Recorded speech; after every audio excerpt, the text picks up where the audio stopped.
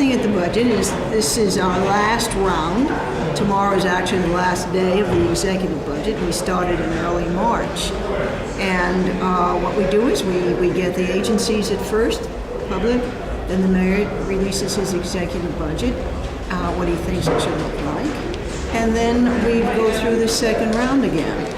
Now, one of the interesting things about here is that we have a surplus of almost $2 billion. Right. And people are wondering why, if you have that surplus, why on earth are we listening to these enormous budget cuts? Right. I'm going into budget negotiating in about 10 minutes, which actually works at what do we bring back, what do we not bring back?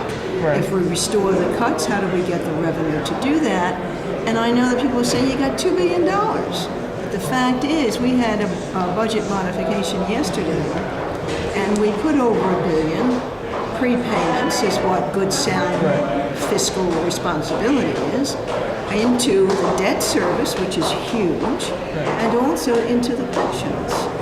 We realize that the city has a responsibility for the pensions.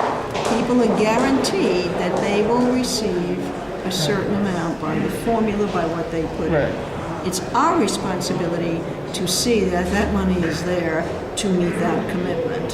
So every time there's something that's not quite right, goes up or down, we have to put sufficient monies into that pension so that when somebody does retire, they're receiving what they actually expected to receive. Very different from 401ks, I can tell you. So you hear all these agencies, you're hearing about probably over $60 billion budget, and big cuts to education. And the fact is that education has the biggest bulk of the budget of the city of New York. Are they really cuts, or are they, or is it funding that wasn't as high as it was promised? No, is it fair?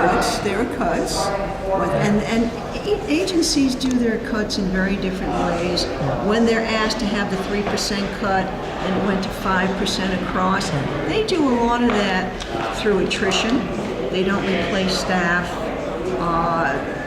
Actually, though, I find that the estimates, projected estimates for a budget, sometimes are very underestimated or overestimated for what they need.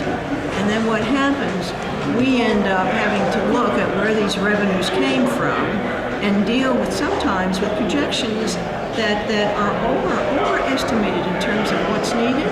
And that's not giving a very, very good picture. But there are cuts. When I get into budget negotiating and we have to look, for instance, there's no new initiatives.